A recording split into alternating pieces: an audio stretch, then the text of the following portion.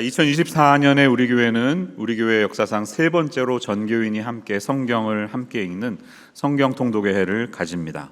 2016년에는 목장이 다 쉬었어요. 목장이 쉬면서 목사님들 다 쉬시고 새롭게 소그룹 리더를 세워서 전교인이 다 소그룹에 들어가서 한 달에 한 번 모여서 나눔 모임을 가지면서 특별한 시간을 가졌습니다. 2020년에는 3월에 팬데믹이 찾아오면서 우리가 잘 알듯이 우리가 모일 수 없게 되었습니다. 그래서 개인적으로 성경을 읽으면서 교회에서 매일 말씀을 올려드렸죠. 말씀 듣고 개인적인 또 그러나 힘들지만 좋은 시간을 가졌습니다. 올해 다시 4년 만에 찾아온 이 시간에는 좀 우리가 함께 새로운 에너지를 얻어서 다 함께 성경을 읽는 기쁨을 얻는 한 해가 됐으면 좋겠습니다. 또다시 목장이 쉬지는 않습니다. 목장 계속 모입니다. 목장 쉬지는 않을 것입니다. 목장에서 함께 성경을 읽고 나누면서 풍성한 은혜를 체험하기를 원하고, 목장에 소속되시지 않은 분들 중에 나눔 소그룹이 필요하시면 신청을 해주세요. 마감이 됐지만 2차 지원도 받습니다. 그래서 여러분들 아는 분들끼리 함께 한 달에 한 번은 모여서 나눔 모임을 하시기를 그렇게 권면해 드립니다. 매년 하는 통독이지만 올해는 특별히 우리가 함께 읽어나가는 즐거움이 무엇인지, 공동체가 함께 한 말씀 속에 거하는 즐거움이 무엇인지 체험할 수 있는 그런 24년이 되었으면 좋겠습니다. 가정에서도 우리 자녀들에게 성경 통독을 권해주시고요, 교역자들이 도와드릴 테니까 온 가족이 함께 성경 읽어가는 즐거움, 또 평생에 한 번도 읽어보신 분들이 없다 이러면 올해 한번 결심하셔서 성경 일독을 해보시기를 권면해 드립니다. 자세한 내용은 저의 칼럼을 읽어보시면 설명이 잘 되어 있고요. 연말이 되면 성경 전체를 잘 읽으신 분들에게 소정의 기념품을 드릴 예정입니다. 이렇게 오늘 나눠드린 간지에 보면 매월 읽기표가 나가는데 이렇게 체크하셔서 박스에 넣어주시고 모았다가 한꺼번에 주셔도 돼요. 그래서 12장 다 내신 분들에게는 특별한 선물이 있습니다. 이도저도 귀찮다 그러면 데스크탑으로 나눠드린 달력 있잖아요. 여기도 보면 조그맣게 성경 읽은 표시가 되어 있습니다. 여기 표시를 다 하신 다음에 이름 적어서 그냥 이걸 내세요. 네. 그러면 선물 드리도록 하겠습니다. 저는 개인적으로 제 구글 칼렌더에 성경 이 통독 스케줄을 서브스크라이브해서 매일 핸드폰을 열면 어디 읽어야 될지 다 나옵니다. 여러분도 어제 아마 전교인에게 메일이 갔는데요, 구글 칼렌더를 사용하시는 분은 구독하시면 편안하게 성경 스케줄 따라 읽게 됩니다. 이제 내일부터 1월 1일 창세기 1장에서 3장을 읽어 나가게 되고요, 1월 1일은 송구영신 예배 이후에 새벽 기도회가 없지만 매일 새벽 그날 해당하는 말씀 중에 본문을 골라서 목사님들이 말씀 전해 주시게 되고, 수요 예배, 주일 예배 다 마찬가지입니다. 그래서 이번 주는 창세기 1장에서 14장까지 읽게 되는데 제가 오늘은 4장에서 본문을 골랐습니다. 하나님이 저에게 주신 말씀은 이 부분이었어요. 창세기 4장은 인류의 불행한 이야기가 시작이 되는 서곡입니다. 서곡. 굉장히 슬픈 서곡입니다. 아담과 하와의 타락으로 말미암아 에덴 동산에서 추방되는 안타까운 이야기에 이어서 그들 사이에 태어난 두 형제 가인과 아벨이 서로 갈등하다가 형이 동생을 죽이는 최초의 살인사건 등으로 4장의 분위기가 굉장히 어둡습니다. 그런 가운데 이 불행한 한 집안의 족보를 마주하는 오늘의 본문은 독자들에게 굉장히 씁쓸한 감정을 줄 것입니다. 저는 특별히 오늘 본문 속에서 제 눈에 들어왔던 3명의 인물을 조명해 보면서 이 각 사람의 삶을 비추어 보며 새해 우리가 주님과 함께 한 해를 어떻게 동행해야 될지 여기에서 주시는 교훈을 함께 찾아보는 시간을 갖도록 하겠습니다. 첫 번째 인물은 가인입니다. 가인. 밑줄에는 가인이라고 적으시면 돼요. 그는 최초의 살인자라는 오명을 쓴 사람이었죠. 그의 살인은 동생에 대한 시기 때문이었고, 자세히 생각해 보면 하나님의 사랑을 독차지하려는 탐심 때문이었습니다. 이 가인 컴플렉스가 있는 분들이 있는데, 가인 컴플렉스는 사랑을 독차지하려고 하는 사람에게서 나오는 현상입니다. 하나님의 인정과 그분의 사랑을 독차지하려고 하는 마음은 주변 사람들과의 관계가 끊어지게 만듭니다. 다른 존재들과의 관계가 끊어져요. 이로 인해 나타났던 가인의 삶에 드러난 삶의 모습은 성경은 두 가지 양상으로 보여주고 있습니다. 첫 번째는 끝없는 방황이 시작되었습니다. 방황하는 인생. 그리고 두 번째는 성을 쌓는 일이었습니다. 16절에 처음 등장하는 동사가 무엇일까요? 떠나다입니다. 떠나다. Cain went away. 떠났습니다. 여러분도 가끔씩 훌쩍 떠나고 싶은 마음이 들 때가 있죠. 예. 나는 이렇게 가을바람만 불면 이렇게 힘든지 몰라. 뭐 이런 분들 있잖아요. 이도저도 다 싫고 나는 방랑벽이 있나 봐 하면서 방랑길에 접어들고 싶은 분들이 계십니다.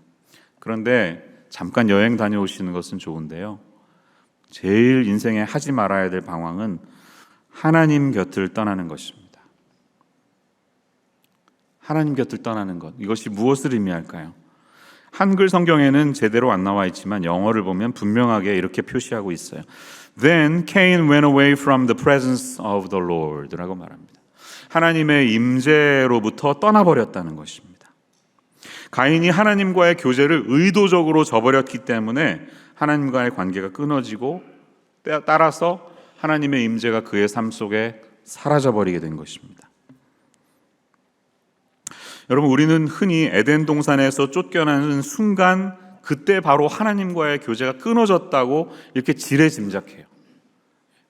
이 아담과 하와가 쫓겨났을 때 하나님이 일종의 절교, 자 이제 우리는 끝이야.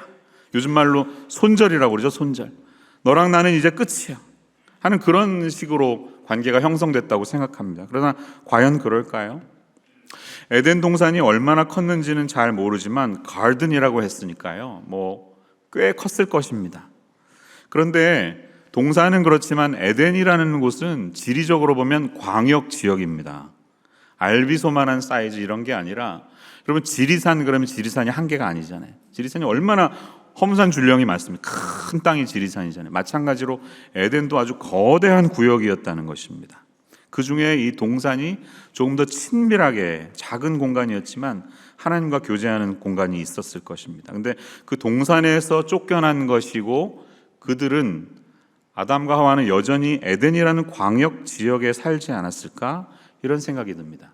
여전히 거기에서 자녀를 낳고 일상생활을 하면서 또 거기에서 태어난 가인과 아벨은 부모님에게 너희를 지으신 하나님은 이런 분이야 라고 교육 들으면서 여전히 예배하고 제사도 드렸을 것입니다. 왜냐하면 둘이 제사 드리다가 갈등이 일어난 거잖아요. 하나님과 관계가 있었다는 것이에요. 4장 6절, 9절, 10절을 보세요. 어떤 말이 있습니까? 여호와께서 가인에게 이르시되, 9절 여호와께서 가인에게 이르시되, 10절 이르시되. 이것도 하나님의 말씀이에요. 하나님이 뭘 하고 계시죠? 가인에게 질문하고 계십니다. 질문한다는 것은 관계가 있다는 뜻이에요. 여전히 이 에덴 동산을 떠난 그들에게 하나님은 함께 존재하고 계셨다는 말입니다. 관계가 단절된 게 아니에요. 가인 곁에 여전히 하나님이 계셨습니다. 관계의 단절은 가인으로부터 일어난 일입니다. 그 행동이 16절에서 떠나다라는 동사로 표현된 것이에요. 그래서 이들은 에덴이 아니라 노시라는 땅으로 이사를 가서 살아갑니다. 그리고 거기서 에녹이라는 아들을 낳습니다. 우리가 아는 그 에녹 아니에요. 동명이인입니다.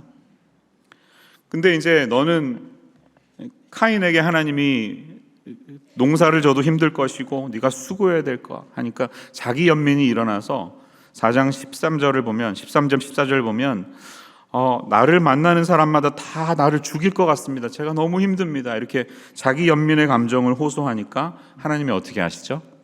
15절에 보면 표를 주셔서 너를 만나서 죽이려고 하는 사람은 7배의 벌을 받을 거야 라고 말씀하세요. 이 표가 뭔지 잘 모르겠습니다. 일종의 어떤 패스 같은 것일 텐데 무엇인지는 잘 모르지만 그 상징을 통해서 사람들이 카인을 공격할 수 없었고 하나님은 그를 보호하시고 죽음의 위기로부터 벗어날 수 있게 해주셨다는 거예요. 그러니까 관계의 단절은 하나님이 일으키신 게 아니죠. 가인이 떠나간 것입니다. 그랬음에도 불구하고 그는 여전한 불안감에 사로잡혀서 성을 쌓습니다. 이 성을 쌓아서 최초의 도시 문명을 이룩한 가인은 자기 아들의 이름을 따서 에녹이라고 이름을 짓는 것이에요. 인간이 드디어 인간만의 힘으로 문명을 건설하기 시작한 것입니다. 아놀드 토인비에 따르면 지금까지 역사 속에 22개의 문명이 있었다고 합니다. 인류의 문명은 이집트 문명, 메소포타미아 문명, 황하 문명, 인도의 인더스 문명 등으로 강을 중심으로 문명이 시작되었습니다. 그 외에도 마야의 잉카 문명이라든지 아틀란티스 등의 사라지고 지금은 흔적도 없는 문명이 존재하죠. 하지만 지금도 인류는 새로운 문명을 계속해서 변신을 시도하고 있는 진행형 중에 있습니다. 사실 이 civilization, 문명이라는 단어에는 원래 도시라는 뜻이 그 단어에 있대요. 그러니까 문명은 도시의 산물입니다. 그가 성을 쌓았다는 말은 도시를 건설했다는 이야기와 똑같습니다. 여러분, 최근에 혹시 사우디아라비아에서 벌어지고 있는 일이 뭔지 아십니까? 네옴시티라는 말 들어보셨어요? 네옴시티? 이 사우디아라비아 서북쪽의 허허벌판 사막에 큰 도시를 짓겠다고 이 빈 살만 왕세자가 선포했습니다. 거기 더 라인이라고 하는 주거지구, 옥사곤이라고 하는 산업지구, 관광지구, 트로제나로 구성, 조금만 이따 올려주세요. 그 스케일 못지않게 놀라운 것은 탄소 제로 도시로 만들겠다는 거예요. 그래서 태양광, 풍력, 그린 수소, 신재생 에너지를 이용해서만 이 도시의 전기를 만들어내겠다. 거기 주거지구에는 아예 자동차가 다니지 않게 하겠다, 이렇게 말하는 거예요. 더 이상 우리나라는 석유만 파서 먹고 살지 않겠다는 것을 세상에 보여주겠다 해가지고요, 총 사업비가 5천억 달러인데 현재 예상하는 사업비는 1조 달러에 달한다고 합니다. 2025년에 1차가 완공될 것이고 2030년을 최종 완공을 목표로 하고 있습니다. 이게 어마어마한 것이 사이즈가 서울시의 한 44배 정도 된다네요. 벨기에만한 사이즈래요. 서울에서 강릉까지의 지금 현재 큰 터널을 파서 거기 빠른 기차가 다닐 수 있도록 준비하고 있습니다. 그래서 서울에서 강릉까지 20분 만에 갈 수 있도록 그렇게 이동할 수 있게 한다는 거예요. 그 사이에는 높이가 500m 되는 고층 건물을 세워서 서로 마주보게, 200m 간격을 마주보게 해서 서울에서 강릉까지 짓겠다는 거예요. 상상이 되십니까? 그래서 좀 전에 보셨던 그림이 그거예요. 이 건물 사이에는 유리 통로를 만들고 가든을 만들어서 시민들이 신재생 에너지를 통해 새로운 환경을 하게 하고 차도 없이 어디든지 갈 수 있는 그런 세상을 만들겠다는 거예요. 상상이 가십니까? 정말 어마어마한 프로젝트라고 할 수 있습니다. 과연 저대로 실현이나 될 수 있을까라는 질문이 들기도 하고, 누가 그 타도시로부터 수백 킬로미터 떨어진 그 외진 곳에 가서 살려고 할까 하는 생각이 들기도 합니다. 그러면서 저는 동기가 뭘까? 왜 이렇게 지으려고 할까라는 생각을 해봤을 때 아마 이러지 않았을까요? 우리 사우디아라비아도 이런 걸 할 수 있는 나라야. 두바이 못지않게 잘할 수 있어. 그걸 보여주려고 하는 동기가 아니었을까 하는 생각이 듭니다. 이름을 드러내려고 하는 동기 말입니다. 마치 바벨탑을 건설했던 선조들의 동기가 우리 이름을 내자, Let us make a name for ourselves, 이랬던 것처럼 비슷한 동기가 아니었을까 하는 생각이 듭니다. 에녹이라는 이름을 낸 것도 마찬가지. 시편 49편 10절에서 12절에는 이런 말씀이 있어요. 그러나 그는 지혜 있는 자도 죽고 어리석고 무지한 자도 함께 망하며 그들의 재물은 남에게 남겨두고 떠나는 것을 보게 되리로다. 그러나 그들의 속생각에 그들의 집은 영원히 있고 그들의 거처는 대대에 이르리라 하여 그들의 토지를 자기 이름으로 부르도다. 사람은 존귀하나 장구하지 못하며 멸망하는 짐승 같도다. 분명히 가인과 에녹도 비슷한 마음으로 성을 쌓았을 것입니다. 그런데 이제 에녹을 통해 태어나는 후손들 5대의 손이 여기 이름이 기록되어 있는데, 그들의 이름을 보면 무엇인가에 대한 분노의 감정이 담겨 있는 것을 발견하게 됩니다. 18절에 보면 에녹이 이라스를 낳고 이라스는 무흐야엘을 낳고 무흐야엘은 무드사엘을 낳고 무드사엘이 라멕을 낳았다, 이렇게 말하는데요. 이름 뜻을 좀 찾아봤더니요, 이라스는 증거하다, 나타내다, 과시하다라는 뜻입니다. 무흐야엘은 하나님 때문에 맞았다, 이런 뜻입니다. 하나님 때문에 맞았다. 무드사엘은 지옥의 사람이라는 뜻입니다. 뭔가 하나님을 향한 원망과 분노가 실려 있지 않습니까? 우리 집안이 이렇게 된 것이 다 하나님 때문이야. 근데 우리가 얼마나 잘 사는지 한번 보여주겠어. 그런 이들의 마음이 담겨 있는 것과 같습니다. 그리고 무드사엘의 아들로 태어난 라멕의 이야기를 통해 오늘의 스토리는 절정에 이르고 있습니다. 두 번째 인물은 라멕이에요. 라멕. 가인의 아들 에녹의 증손자 라멕은 세상 사람들이 영웅으로 우러러보았던 사람입니다. 그 사람의 삶을 나타내는 성경의 표현은 두 가지 모습으로 나타나고 있어요. 첫째는 그가 두 아내를 맞이했다는 것과 자식들이 얼마나 다양한 분야에서 두각을 나타내고 있는지를 말하고 있습니다. 19절에 보니까 아내의 이름이 나오고 있죠. 하나의 이름은 아다이고 하나의 이름은 실라였습니다. 그러니까 생각해 보니까 라멕에 의해서 일부 일처제가 무너졌습니다. 일부 다처제가 시작된 거예요. 어떤 마음이었을까요? 돈도 있고 좀 집안이 잘 살게 되니까 남자가 굳이 한 여자에게 매여 있을 필요가 있을까? 능력이 있으면 몇 명이라도 거둘 수 있는 거 아니야? 이런 생각이 아니었을까요? 그는 최초로 2명의 아내를 거느린 사람이 되었고 이것은 하나님이 지으신 법칙을 깨뜨린 최초의 사건이었습니다. 인간의 교만의 표현이었습니다. 자, 그리고 그 2명의 아내를 통해서 낳은 자식들의 이름을 보면 자식들이 전부 다 탁월한 인생을 살았다는 거예요. 탁월한 인생. 20절에 나타나는 야발은 가축 치는 사람의 조상이 되었습니다. 원조 목축업자입니다. 원조 목축업자. 21절을 보면 야발의 동생 유발은 수금과 퉁소 잡는 사람의 모든 조상이 되었습니다. 그러니까 기타와 관악기의 원조입니다. 예. 음악의 아버지가 된 것이, 음악의 아버지는 바하가 아니라 성경에 따르면 유발이라고 적으셔야 돼요. 성경 퀴즈에 나오면. 예. 22절을 보면 라멕은 실라라는 둘째 부인을 통해서 두발 가인을 낳습니다. 그는 구리와 쇠로 여러 가지 기구를 만드는 사람으로 제철업, 기계공학의 원조가 됩니다. 메케니컬 엔지니어링 하신 분들 사무실에 이분 사진 걸어놔야 됩니다, 여러분. 네. 정리해 보시면 이 가인의 후예들을 통해서 인간은 도시를 건설하고 성을 쌓고 집을 만듭니다. 라멕의 후예들을 통해서 악기와 음악으로 인간의 아름다운 문화가 시작되고 기계를 만들어서 기계공학이 등장해서 점점 잘 살게 되었습니다. 문명이 발달되고 문화가 탄생된 것입니다. 이게 사실 인류의 역사가 아닙니까? 처음 인간은 의식주가 공급이 돼야 되는 거예요. 굶어 죽으면 안 되고 따뜻하게 입어야 되고 비를 피할 수 있어야 돼요. 그래서 집을 짓고 성을 쌓습니다. 그렇게 문명을 만들어 나가기 시작해서 조금 여유가 있으면 어떻게 하죠? 짜투리 시간을 이용해서 생각을 합니다. 생각해서 글도 쓰고 그림도 그리고 음악도 남기고 기타도 칩니다. 그렇게 해서 문화가 완성돼 가는 것이죠. 지금 성경이 보여주는 게 그거예요. 이 라멕 집안 사람들은 보통 사람들 같으면 수백 년, 수천 년에 걸쳐서 이루는 그런 문명을 불과 한 세대 만에 끝내버린 아주 탁월한 집안이다라는 것을 보여주고 있습니다. 그런데 문제가 있습니다. 이것이 이야기의 전부라면 얼마나 좋겠습니까? 이어지는 후반부에는 라멕이 자신의 마음을 고백하는 노래가 나옵니다. 라멕의 노래. 그게 23절과 24절이에요. 여기를 보면 진심 어린 그의 고백이 담겨 있습니다. 아다와 실라여 내 목소리를 들으라. 라멕의 아내들이여 내 말을 들으라. 나의 상처로 말미암아 내가 사람을 죽였고 나의 상함으로 말미암아 소년을 죽였도다. 가인을 위하여는 벌이 7배일진데 라멕을 위하여는 벌이 77배이리로다. 이렇게 노래하고 있습니다. 여기서 우리가 볼 수 있는 것은 무엇입니까? 문명이 발달하고 문화적인 사람이 되면 정신 건강도 좋아지게 되고 도덕적으로도 발전해야 되잖아요. 근데 여러분, 인간이 그런 존재라고 생각합니까?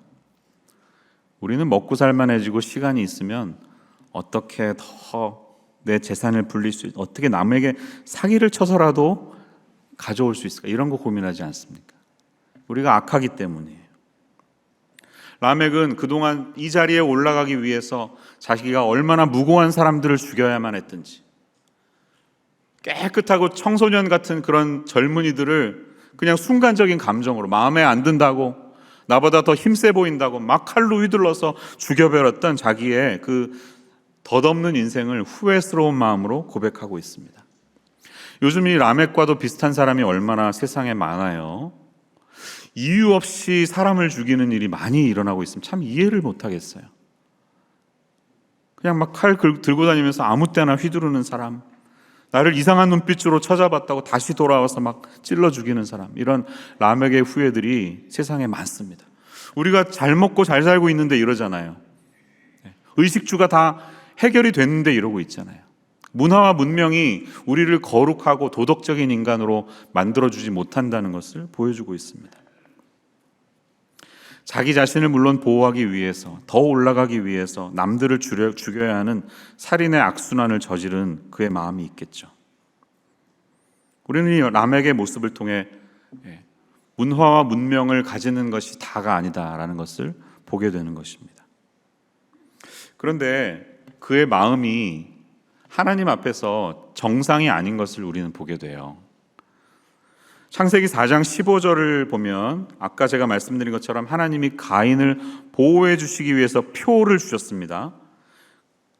그래서 너를 해치려고 하는 사람은 7배의 벌을 받을 것이다, 이렇게 말씀하셨는데 오늘 24절에 보면 그 하나님의 말씀이 곡해되고 있는 것을 발견합니다. 라멕은 그런 투로 얘기하지 않았어요.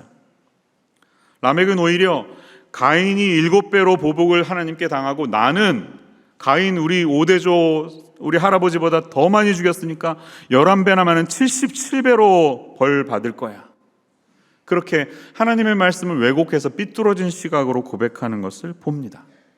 우리는 여기에서 하나님이 어떤 분이시고 왜 가인을 보호하려고 하시는지에 대한 이해조차도 다 사라져버린 왜곡된 인간의 모습을 발견할 수가 있습니다.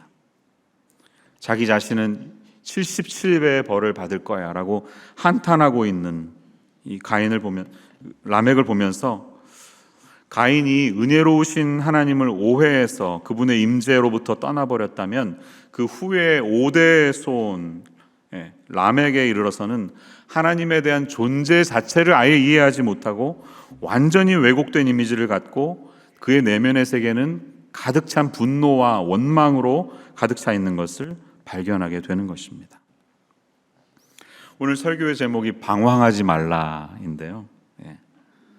여러분 혹시 인생의 어느 길에 계십니까? 여러분에게 하나님은 어떤 분이십니까? 가인이나 라멕처럼 하나님에 대해서 혹시 오해하고 계시는 분은 계시지 않나요? 여쭤보고 싶어요. 어떤 분이 그런 말씀 하시더라고요. 내가 성경을 제대로 읽어보고 하나님을 좀 믿어보겠다 하다가 창세기 23장 22절에서 24절 읽고 딱 그냥 성경을 내려놨대요. 믿지 않기로 했대요. 뭐라고 적혀 있나요? 여호와 하나님이 이르시되 보라, 이 사람이 선악을 아는 일에 우리 중 하나같이 되었으니 그가 그의 손을 들어 생명나무 열매도 따먹고 영생할까 하노라 하시고 여호와 하나님이 에덴 동산에서 그를 내보내어 그의 근원이 된 땅을 갈게 하시니라. 이같이 하나님이 그 사람을 쫓아내시고 에덴 동산 동쪽에 그룹들과 두루 도는 불칼을 두어 생명나무의 길을 지키게 하시리라. 이렇게 기록되어 있습니다. 아니, 하나님이 우리를 사랑해서 인간을 창조하고 그렇게 교제했을 때는 언제고 그깟 선악과 하나 따먹었다고 혹시나 동산에 다시 기어 들어와서 생명나무 열매 따먹고 영생할 것이 두려워서 그렇게 내쫓고 천사들을 지켜서 못 오게 하는 이런 하나님을 자기는 도저히 이해할 수 없다는 거예요. 여러분 이 말씀에 공감하시나요? 비슷한 생각 가져보신 적이 있나요? 선악과가 하나님과 인간 사이에 지켜야 할 일종의 선이었다면 인간이 그 선을 넘은 것인데요, 생명나무는 하나님과 인간이 함께 누려야 할 교제를 상징하는 나무였습니다. 영원한 교제가 있음을 기억하는 것이, 그분 곁에 머물면 영원한 생명이 있다는 것을 상징하는 나무였습니다. 그 나무 자체에 어떤 특별한 능력이나 신비로움이 있는 게 아니었어요. 마치 예수님이 떡과 포도주를 보여주시면서 이것을 받아 먹어라, 이게 내 살이고 내 피다, 이것을 먹는 자에게 영원한 교제가 있다, 그 떡과 포도주 자체의 능력이 있는 것은 아니잖아요. 그런 것처럼 우리는 생명나무를 보면서 주님 곁에 있으면 저렇게 영원한 교제를 누릴 수 있다라는 것을 알려주는 메시지였다는 것인데요, 하나님의 우려는 뭐냐 하면 이제 인간에게 죄성이 들어갔잖아요. 타락한 인간이 영생하면 어떻게 될까요? 너무나 힘든 인생이 영원히 이어지는 것입니다. 여러분 얼마나 오래 살고 싶으세요? 오래 살기 원하세요? 답이 없으시네요. 적당히 오래 살고 싶습니다 이러시는 것 같아요. 세상에 우리가 가장 저주스러운 인사말이 유병장수하세요라는 인사말이에요. 유병장수. 얼마나 잔인합니까? 오래 사는 건 오래 사는데 계속 병을 앓면서 그렇게 살라는 거예요. 잔인한 말이죠. 무병장수가 좋은 것이지 유병장수가 뭐가 좋겠습니까? 이제 죄로 인해서 유한한 존재가 된 인간은 앞으로도 그렇지 않아도 긴 세월을 살아야 합니다. 홍수가 있기 전까지 인간이 900년 가까이 살았다는 사실을 아시잖아요. 그리고 홍수 이후에 6장 3절에 가면 이제 인간의 생명을 120년으로 줄이겠다, 이런 하나님의 말씀이 있죠. 유병장수가 저주고 유죄의 장수가 저주이듯이 하나님은 인간이 죄성을 지닌 채로 가만두면 타락할 수밖에 없는 채로 영원히 사는 것을 원치 않으셨던 것입니다. 그런 불행에 빠지지 않기를 바라셨던 거예요. 하나님은 여전히 에덴에서 가인과 아벨과 함께하며 교제 쌓기를 원하셨어요. 영원히 내 곁에 사라져라 하신 게 아니었어요. 대화하시잖아요. 교제하시잖아요. 그리고 그런 가인에게 표를 주셔서 그가 죽임당하지 않도록 보호해 주시는 분이 하나님이시잖아요. 그런데 그를 오해하고 있습니다. 라멕은 세대가 지나서 하나님이 어떤 분이신지 전혀 이해하지 않고 오해하는 모습이 있다는 것입니다. 여러분, 우리는 하나님을 오해하지 않았으면 좋겠습니다. 성경을 읽으실 때 순간순간 이거 뭐야? 한다고 그냥 덮어버리지 마시고 끝까지 읽어보세요. 성경을 큰 맥락으로 읽어보면 하나님은 긍휼의 하나님이시고 사랑의 하나님이시고 정의의 하나님이십니다. 불의에 보이는 모습, 이해되지 않는 모습이 있으면 이거 뭘까 하고 잠깐 지나가 보세요. 큰 맥락으로 보시면 그 모든 것 뒤에서 사랑으로 우리를 감싸 안으시는 하나님의 긍휼이 있습니다. 새해 성경을 읽으면서 이런 우리의 모든 오해와 문제들이 하나님의 은혜 가운데 풀려나가고 이 하나님을 체험할 수 있는 저와 모든 분들의 삶이 되시기를 축원합니다. 세 번째는 우리에게 익숙하지 않은 한 사람인데 그 사람의 삶이 결론적으로 아주 조심스럽게 드러나고 있습니다. 그의 이름은 에노스라는 사람입니다. 에노스의 아버지는 셋이에요. 셋. 이름의 뜻은 granted라는 뜻이, 뭔가 하나님으로부터 받았다는 거예요. 근데 이 셋이 아들을 낳고 이름을 에노스라고 이름을 짓습니다. 뜻이 뭘까요? 연약함이라는 뜻이에요. 연약함. weak. 그들의 가정은 연약한 가정이었습니다. 내세울 곳 없는 들풀 같은 존재들이었습니다. 훅 불면 날아갈 것 같은 삶이었습니다. 하지만 이들에게는 새로운 삶의 방식이 있었습니다. 새로운 라이프 스타일이 있었어요. 26절은 뭐라고 말합니까? 그때에 사람들이 비로소 여호와의 이름을 불렀더라. 할렐루야. 네. 새로운 삶의 방식이 그 라멕이라는 사람이 보여준 것 같은 하나님을 전혀 이해하지 못하는 삶 속에 민들레꽃이 하나 피어나듯이 그렇게 새롭게 피어난 것입니다. 여호와의 이름을 불렀다는 말은 당연히 하나님께 다시 제사하고 예배하기를 시작했다는 말이에요. 참고로 올려드리는 말씀들을 보시면 창세기 12장 8절, 13장 4절, 21장 33절, 26장 25절에 다 여호와의 이름을 부른다라는 관용어가 있고 이것은 하나님을 예배했다, 제사 드렸다는 말입니다. 화려한 문명을 건설했던 라멕의 집안에 비하면 아무것도 아닌 삶이었습니다. 굉장히 소박하고 미약하고 연약한 삶이었습니다. 하지만 이들에게는 놓칠 수 없는 것이 있었는데요. 그것이 바로 하나님을 예배하는 삶입니다. 여러분, 우리가 21세기 문명을 상징하는 이 실리콘밸리에서 어떤 분들은 직장을 얻어서 그 인간의 문명이 아주 최고로 발현된 그런 작품들을 만들어내는 그것을 업으로 삼고 있습니다. 지금 여기 문명이 건설되고 있어요. 라멕의 후예들이 여기 다 있어요. 그런데 우리를 하나님이 에노스로 이 땅에 심으셨다는 겁니다. 수많은 기업체들의 녹을 먹으면서 월급을 받으면서 살지만 사실 우리의 삶은 거기에 기생하면서 사는 것이 아니라 이런 문명 가운데 작은 예배 공동체를 건설하기 위해서 하나님이 우리를 세우셨다는 것입니다. 우리에게 수많은 가정교회가 있다는 것이 무엇을 의미합니까? 목장에서 무엇을 하는 겁니까? 목장에서 하나님 우리 부족해 보이고 아무것도 없어 보이고 인류 기업에 의하면 아무 능력이 없는 모임이지만 여기에서 우리가 여호와의 이름을 부르며 에노스의 삶을 살아가겠습니다 결단하는 분들의 삶이 바로 목장에 있는 것입니다. 그렇게 살아가는 여러분들을 축복합니다. 이 에노스의 길이 주님이 원하시는 길이라는 거예요. 여러분, 그러니까 성공하고 잘 사는 사람들 그렇게 부러워하지 마세요.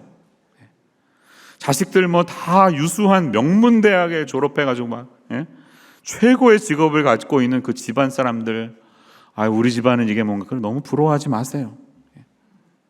하나님의 기준에 보면 그분들도 다 상처와 분노로 가득한 사람들이고 자기가 그 자리에 올라가기 위해서 다른 사람들의 삶을 경쟁을 통해 밀어내고 파괴시키고 눌러야 내가 살아날 수 있는, 하나님 보실 때 죄인들일 뿐입니다. 동부에 있을 때 제가 섬기던 교회에 자녀들이 굉장히 좋은 대학 나온 집안이 많았어요. 우리가 잘 아는 그런 유명한 대학 출신의 자녀들이 많았습니다. 근데 그분들의 댁에 신방 가서 기도 제목을 여쭈어보면 거의 대부분이 저희 아들, 저희 딸이 신앙생활 좀 잘할 수 있게 기도해달라고, 그런 기도 제목이 많았습니다. 젊을 때는 제가 몰랐다는 거예요. 애들 그냥 좋은 대학교만 가면 다인 것처럼 그렇게 애들 키웠는데 20년, 30년 흐르고 보니까 그게 중요한 게 아니었구나. 지금 하나님 곁을 떠나서 신앙생활조차 못하고 있는 이 자녀들을 보는 부모님의 안타까움이 얼마나 절실했는지 지금도 그 마음이 느껴집니다.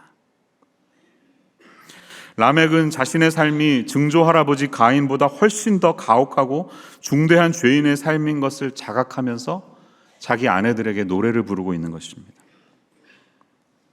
하지만 에노스가 한 것은 무엇입니까? 오직 하나님의 이름을 부르며 아벨이 완성하지 못했던 믿음의 제사를 다시 시작한 것, 그것뿐이었습니다. 화려한 문명의 그늘에서 보면 그것은 아무것도 아닌 미약해 보이는 것이었지만 의미 있는 삶이었는 줄로 믿습니다. 교회의 근원을 거슬러 올라가 보면 에덴 동산도 당연히 하나님의 나라이고 교회이지만 타락 이후에 최초로 드러난 최초의 교회는 이 에노스의 예배에서 찾아야 합니다. 참된 믿음의 제사는 하나님의 진노조차 거두게 하는 것이에요. 화려한 이 가인의 후예들의 문명 속에서도 이 에노스의 후손들은 세상이 망하지 않도록 성을 지키는 파수꾼의 인생을 살았던 것입니다. 예배드리면서, 기도하면서, 세상을 향해 중보하면서 그런 삶을 살았던 것입니다. 여러분, 우리에게도 이 동일한 사명이 이 시대 속에 있음을 저와 여러분은 기억해야 할 줄로 믿습니다. 마침내 세월이 흘러서 셋의 후손들도 어느 타이밍이 되어서 하나님께 예배하는 것을 그만두고 저 가인의 후예들 보니까 잘 살기만 하네, 그들과 비슷해졌을 때 어떤 일이 일어났습니까? 하나님께서 홍수를 내려서 세상을 쓸어버리겠다, 진노에 있어서 심판해 버리시도록 그렇게 하지 않았습니까? 지금 우리가 드리는 예배와 우리의 섬김은 아무것도 아닌 것처럼 보이지만 우리의 이 삶이 세상을 향한 하나님의 진노를 막는 줄로 믿습니다. 누군가는 여전히 예배를 드려야 합니다. 누군가는 여전히 이 희생의 제사, 피해의 제사를 주님 앞에 드려야 합니다. 전쟁이 일어날 때 그 앞에 서서 전쟁을 막는 세상을 향한 파수꾼들이 필요합니다. 홍수가 일어나려고 할 때 그 홍수 앞에 막아서서 하나님의 진노를 거두어 주십시오라고 말할 수 있는 파수꾼들이 이 세상에 필요하다는 것입니다.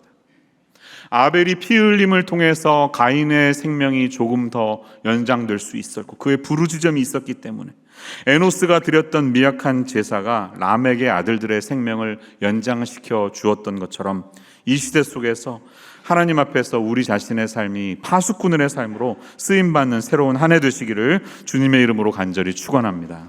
기도하겠습니다. 하나님, 화려하고 위대해 보이는 문명 가운데 미약해 보이는 에노스의 집안을 세우신 것처럼 이 세상 속에 저희들을 세우심을 믿습니다.